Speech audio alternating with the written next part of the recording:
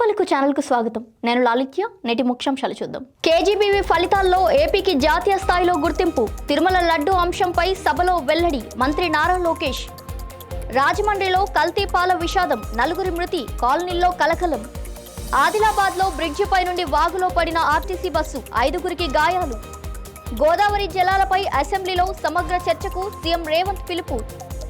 బహ్రెచ్లో విద్యాశాఖ అవినీతి బహిర్గతం. ఉచిత పాఠ్య పుస్తకాలు తూకానికి అమ్మకం. నేపాల్లో ఘోర రోడ్డు ప్రమాదం. నదిలో బస్సు పతనం. 18 మంది మృతి. డైవర్షన్ పాలిటిక్స్ చేస్తున్న సీఎం రేవంత్ రెడ్డి విమర్శించిన కల్వకుంట్ల సంజయ్. గుల్మర్గ్లో వాతావరణ మార్పుల ప్రభావం. కృత్రిమ మంచు అవసరమని ఒమర్ అబ్దుల్లా వ్యాఖ్యలు. వాణిజ్య ఒప్పందాల దిశగా భారత్. బంగారం దిగుమతులపై ఆందోళన అవసరం లేదు. నిర్మలా సీతారామన్. డీఎంకేపై విజిల్ ఊదిన విజయ్. ఉత్తర చెన్నై నుండి పోటీకి సిద్ధం. 500 రూపాయలతో భాగస్వామ్యం. భారత్ టాక్సీ డ్రైవర్లకు అమిత్ షా బంపర్ ఆఫర్. కేరళలో మంచి రోజులు రానున్నాయి. కిరణ్ రిజిజు వ్యాఖ్యలు.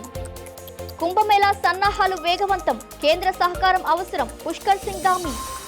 పెళ్లి పేరుతో మోసాలు. జాగ్రత్త అవసరమని యువతులకు హెచ్చరించిన సిపి సజ్జనార్.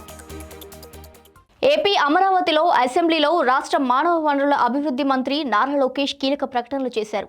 రాష్ట్రంలోని కేజీబీవీ పాఠశాలలు గత 2-3 సంవత్సరాలలో ఫలితాలు, ప్రవేశాల విషయంలో గణనీయమైన పురోగతి సాధించాయని తెలిపారు. ఇతర రాష్ట్రాల్లో ప్రవేశాలు తగ్గుతున్నప్పటికీ ఆంధ్రప్రదేశ్లో సీట్లకు పోటీ పెరిగిందని పేర్కొన్నారు. అలాగే తిరుమల శ్రీవారి లడ్డు కల్తీ వ్యవహారంపై పూర్తి వాస్తవాలను మంగళవారం అసెంబ్లీలో ప్రవేశపెడతామని లోకేష్ స్పష్టం చేశారు. దేవదేవుడికి జరిగిన మహా అపచారాన్ని సభ వేదికగానే బయటపెడతామని అన్నారు. వైకాపా ఎమ్మెల్యేలను ఉద్దేశిస్తూ సభకు హాజరు కావడం సభ్యుల బాధ్యతేనని గుర్తు చేశారు. రాజమండ్రిలో కిడ్నీ సమస్యలతో ఆసుపత్రుల్లో చేరిన వారిలో మరో 2 మృతి చెందడంతో మృతుల సంఖ్య 4కు చేరింది. లాలా చెరువు చౌడేశ్వరి నగర్కు చెందిన ఎన్ శేషగిరిరావు, రాధాకృష్ణమూర్తి చికిత్స పొందుతూ సోమవారం మృతి చెందారు. మరో 4 పరిస్థితి విషమంగా ఉంది. ఈ నెల 15 తర్వాత వాంతులు, మూత్ర విసర్జన లేకపోవడం, పొట్ట ఉబ్బరంగా అనిపించడం లక్షణాలతో మొత్తం 14 మంది ఆసుపత్రుల్లో చేరారు. బాధితుల్లో ఎక్కువ మంది వృద్ధులే కాగా 5 నెలల శిశువు, 3 ఏళ్ల బాలుడు కూడా ఉన్నారు. అందరికీ ఒకే వ్యక్తి పాలు సరఫరా చేసినట్టు గుర్తించడంతో కల్తీ అనుమానాలు వ్యక్తమవుతున్నాయి. కోరుకొండ మండలానికి చెందిన పాల వ్యాపారి గణేష్ను పోలీసులు అదుపులోకి తీసుకొని విచారిస్తున్నారు. రక్త, మూత్ర నమూనాలను టాక్సికాలజీ పరీక్షలకు పంపగా నివేదికలు రావాల్సి ఉంది. మున్సిపల్ కమిషనర్ ఆదేశాలతో 13 ప్రత్యేక బృందాలు ఇంటింటా సర్వే నిర్వహిస్తున్నాయి. తెలంగాణలోని ఆదిలాబాద్ జిల్లా ఉట్నూరు మండలం షాంపూర్ బ్రిడ్జ్ వద్ద ఆర్టీసీ బస్సు అదుపు తప్పి వాగులో పడిన ఘటనపై రవాణా శాఖ మంత్రి పొన్నం ప్రభాకర్ తీవ్ర విచారం వ్యక్తం చేశారు. ఆసిఫాబాద్ డిపోకు చెందిన బస్సు ఇరుకైన బ్రిడ్జిపై ప్రొటెక్షన్ వాల్ లేకపోవడంతో ప్రమాదం జరిగినట్టు ప్రాథమికంగా గుర్తించినట్టు ఆర్టీసీ ఎండీ నాగిరెడ్డి మంత్రికి వివరించారు. ప్రమాద కారణాలపై జిల్లా కలెక్టర్, ఎస్పీలతో మంత్రి ఫోన్లో మాట్లాడి పూర్తి నివేదిక కోరారు. క్షతగాత్రులకు మెరుగైన వైద్యం అందించాలని అధికారులను ఆదేశించారు. ఈ రోజు తెల్లవారుజామున జరిగిన ఈ ప్రమాదంలో 5గురు గాయపడగా వారిని సమీప ఆసుపత్రికి తరలించారు. ఘటనా స్థలంలో ఆదిలాబాద్, ఆసిఫాబాద్ ఆర్టీసీ అధికారులు సహాయక చర్యలు పర్యవేక్షిస్తున్నారు. గోదావరి జలాల వినియోగం వివాదాలపై వచ్చే బడ్జెట్ సమావేశాల్లో ఒకరోజు పూర్తి స్థాయిలో చర్చిద్దామని ముఖ్యమంత్రి రేవంత్ రెడ్డి ప్రతిపక్షాలకు ఆహ్వానం పలికారు. దేవాదుల ఎత్తిపోతల పంప్ హౌస్ పరిశీలన అనంతరం మాట్లాడిన ఆయన ఒక్క కాళేశ్వరంపైనే 1.02 లక్షల కోట్లు ఖర్చు చేసినట్టు తెలిపారు. మహారాష్ట్ర సరిహద్దుల్లోని తుమ్మిడిహట్టి నుండి భద్రాచలం వరకు గోదావరి పరివాహకంలోని అన్ని ప్రాజెక్టులపై పూర్తి స్థాయి సమీక్ష చేస్తామన్నారు. గోదావరి పరివాహకంలోని అన్ని ప్రాజెక్టులను సమీక్షించి పూర్తి చేస్తామని తెలిపారు.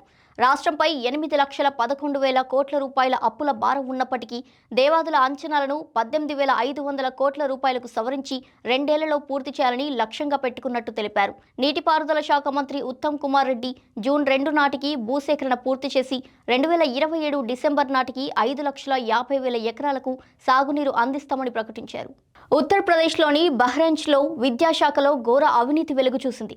ప్రభుత్వ పాఠశాల విద్యార్థులకు ఉచితంగా పంపిణీ చేయాల్సిన 13,500కు పైగా నూతన పాఠ్యపుస్తకాలను సిబ్బంది కిలో 4 రూపాయలకు తూకం వేసి వ్యాపారికి విక్రయించారు. పుస్తకాలను కంటైనర్లో తరలిస్తుండగా పోలీసులు పట్టుకొని వ్యవహారాన్ని బయటపెట్టారు. ఈ ఘటనపై ఆగ్రహం వ్యక్తం చేసిన అధికారులు 3 ఉద్యోగులను ఉద్యోగాల నుండి తొలగించగా మరో 2ని సస్పెండ్ చేశారు. ఈ వ్యవహారంలో ఉన్నతాధికారుల పాత్రపై కూడా విచారణకు సిఫారసు చేయడం గమనార్హం. నేపాల్లో ఘోర ప్రమాదం చోటు చేసుకుంది. దాడింగ్ జిల్లాలో పొఖారా నుండి కాఠ్మండు వెళ్తున్న ప్రయాణికుల బస్సు అదుపు తప్పి త్రిశూలి నదిలో పడిపోయింది. ఈ దుర్ఘటనలో 18 మంది మృతి చెందగా మరో 28 మంది తీవ్రంగా గాయపడ్డారు. ప్రమాద సమయంలో బస్సులో 45 మందికి పైగా ప్రయాణికులు ఉన్నట్టు సమాచారం అందుకున్న పోలీసులు, రెస్క్యూ బృందాలు వెంటనే ఘటనా స్థలానికి చేరుకొని సహాయక చర్యలు చేపట్టాయి. క్షతగాత్రులను సమీప ఆసుపత్రులకు తరలించి చికిత్స అందిస్తున్నారు. మృతుల్లో విదేశీయులు కూడా ఉన్నట్టు తెలుస్తోంది. అతివేగమే ప్రమాదానికి కారణమై ఉండొచ్చని పోలీసులు అనుమానిస్తున్నప్పటికీ పూర్తి వివరాలు దర్యాప్తు అనంతరం వెల్లడి కానున్నాయి. ముఖ్యమంత్రి రేవంత్ రెడ్డి డైవర్షన్ పాలిటిక్స్తో ప్రజలను మభ్యపెడుతున్నారని కోరుట్ల ఎమ్మెల్యే కల్వకుంట్ల సంజయ్ ఆరోపించారు. హైదరాబాద్లోని తెలంగాణ భవన్లో మీడియాతో మాట్లాడుతూ మున్సిపల్ ఎన్నికలను డ్రామాగా మలిచారని విమర్శించారు.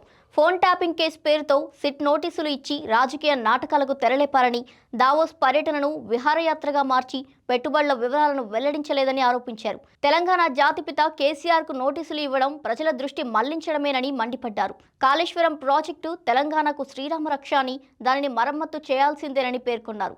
రాబోయే బడ్జెట్ సమావేశాల్లో బీఆర్ఎస్కు మాట్లాడే అవకాశం ఇవ్వాలని, మహిళలు, రైతులు, నిరుద్యోగులకు హామీలపై నిధులు కేటాయించాలని డిమాండ్ చేశారు. పార్టీ మారిన వారిపై చర్యల్లో ద్వంద్వ వైఖరి చూపుతున్నారని కూడా సంజయ్ విమర్శించారు. జమ్మూ కాశ్మీర్ ముఖ్యమంత్రి Omar Abdullah Khelo India winter games సందర్భంగా కీలక వ్యాఖ్యలు చేశారు. దేశంలో వింటర్ క్రీడలకు గుల్మర్గ్ కంటే మంచి ప్రదేశం లేదని చెప్పిన ఆయన, ఫిబ్రవరిలో ఇంత వేడి ఉండడం వాతావరణ మార్పుల స్పష్టమైన సంకేతమన్నారు. ఇక ముందు వింటర్ క్రీడలను నిర్వహించాలంటే కృత్రిమ మంచు తప్పనిసరి అవుతుందని తెలిపారు. ప్రపంచవ్యాప్తంగా వింటర్ గేమ్స్ కృత్రిమ మంచుపైనే ఆధారపడుతున్నాయని పేర్కొన్నారు. ఇటలీలోని కోర్టినాలో జరిగిన వింటర్ ఒలింపిక్స్ కూడా కృత్రిమ మంచుతోనే సాధ్యమైందని గుర్తు చేశారు. వాతావరణ మార్పులను అంగీకరించి భవిష్యత్ చర్యలపై ముందస్తు ప్రణాళిక అవసరమని సీఎం స్పష్టం చేశారు. బడ్జెట్ అనంతర సమావేశంలో రిజర్వ్ బ్యాంక్ ఆఫ్ ఇండియా కేంద్ర బోర్డు డైరెక్టర్లను ఉద్దేశించి కేంద్ర ఆర్థిక మంత్రి నిర్మలా సీతారామన్ కీలక వ్యాఖ్యలు చేశారు. కొన్ని అనిశ్చితులు ఉన్నప్పటికీ వాణిజ్య ఒప్పందాల దిశగా భారత్ స్పష్టమైన మార్గంలో ముందుకెళ్తుందని తెలిపారు. దేశంలోకి బంగారం, వెండి దిగుమతులు ఆందోళనకర స్థాయిలో లేవని, కరెంటు ఖాతా లోటు నిర్వహణలోనే ఉందని స్పష్టం చేశారు. ప్రపంచ కేంద్ర బ్యాంకుల పసిడి కొనుగోళ్లు పెరగడమే బంగారం ధరల పెరుగుదలకి కారణమన్నారు. బ్యాంకులు తమ కోర్ వ్యాపారంపై దృష్టి పెట్టాలని, బీమా ఉత్పత్తుల మిస్ సెల్లింగ్ చేయవద్దని సూచించారు. ఇదే సమయంలో హర్యానాలోని చండీగఢ్ శాఖలో 590 కోట్ల మోసంపై ఐడీఎఫ్సీ ఫస్ట్ బ్యాంక్ వ్యవహారాన్ని ఆర్బీఐ సమీక్షిస్తున్నట్టు గవర్నర్ సంజయ్ మల్హోత్రా తెలిపారు. వ్యవస్థాత్మక లోపాలు గుర్తించలేదని ఆయన పేర్కొన్నారు. వెల్లూరులో నిర్వహించిన ప్రచార సభలో విజయ్ కీలక వ్యాఖ్యలు చేశారు. తమిళగ వెట్రి కళగం తమిళనాడుకు విజిల్ బ్లోయర్గా పనిచేస్తుందని, చెడు పాలనను ఆపాలంటే విజిల్ గుర్తుకు ఓటు వేయాలని పిలుపునిచ్చారు. రాబోయే తమిళనాడు ఎన్నికల్లో టీవీకే పార్టీ కీలక పాత్ర పోషించేందుకు వ్యూహాలు సిద్ధం చేస్తుందని తెలిపారు. ఉత్తర చెన్నై వెనుకబాటుకు ద్రావిడ మున్నేట్ర కజగం ప్రభుత్వమే కారణమని ఆరోపిస్తూ అక్కడి నుండే విజయ్ పోటీ చేయాలని పార్టీ నిర్ణయించింది. స్టాలిన్ ప్రభుత్వాన్ని గద్దె దింపడమే లక్ష్యంగా టీవీకే ముందుకెళ్తుందని స్పష్టం చేశారు. ఉత్తర చెన్నైలో ఒక నియోజకవర్గం నుండి విజయ్ బరిలో దిగనున్నట్టు పార్టీ కార్యదర్శి స్పష్టం చేశారు. కేంద్ర హోం సహకార మంత్రి అమిత్ షా భారత్ టాక్సీ డ్రైవర్లతో సమావేశమై మాట్లాడి వారి సమస్యలు, సూచనలు విన్నారు. కష్టపడి పనిచేసే డ్రైవర్లు లాభాల్లో భాగస్వామ్యులు కావాలన్నదే ప్రభుత్వ లక్ష్యమని ఆయన స్పష్టం చేశారు. భారత్ టాక్సీ అనే సహకార ఆధారిత రైడ్ హెయిలింగ్ వేదికను ఢిల్లీలో ప్రారంభించనున్నట్టు గుర్తు చేసిన ఆయన, ఇది ఢిల్లీ, ఎన్సీఆర్, గుజరాత్లో ప్రారంభమై త్వరలోనే దేశవ్యాప్తంగా విస్తరిస్తుందని తెలిపారు.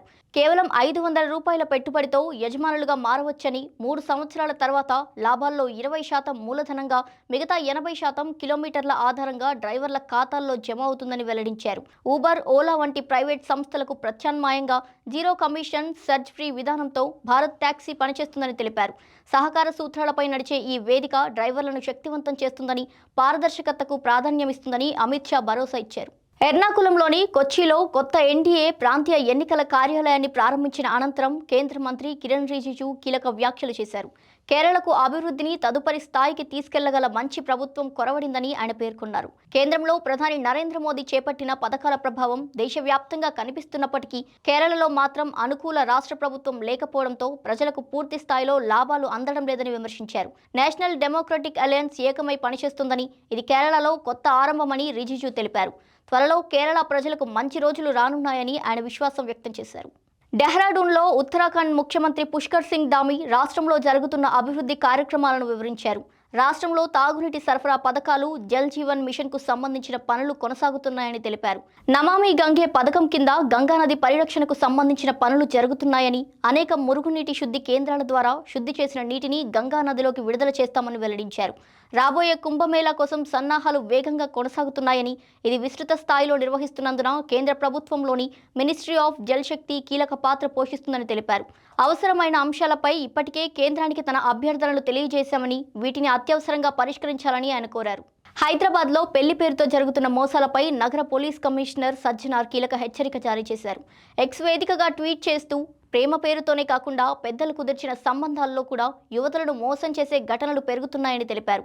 పెళ్లి చూపులు నిశ్చితార్థం తర్వాత చనువుతో దగ్గరవుతూ ఎమోషనల్ బ్లాక్మెయిల్ చేసి శారీరకంగా లోబర్చుకుని ఆపై భారీ కట్నం డిమాండ్ చేస్తూ బెదిరిస్తున్న కేసులు వెలుగులోకి వస్తున్నాయని తెలిపారు. పరువు భయంతో ఫిర్యాదు చేయకుండా వెనుకడుగు వేయొద్దని సూచించారు. నిశ్చితార్థం అయినా పెళ్లి వరకు అప్రమత్తంగా ఉండాలని హైదరాబాద్ షీ టీమ్స్ సూచించింది. ఇలాంటి సమస్యలు ఎదురైతే వెంటనే షీ టీమ్స్ వాట్సాప్ నెంబర్కు లేదా 100కు డయల్ చేయాలని ఆయన తెలిపారు. ఇవి వాటి బులెటిన్ డీటెయిల్స్. మరో బులెటిన్తో మళ్ళీ కలుద్దాం. చూస్తూనే ఉండండి తొలి పలుకు న్యూస్.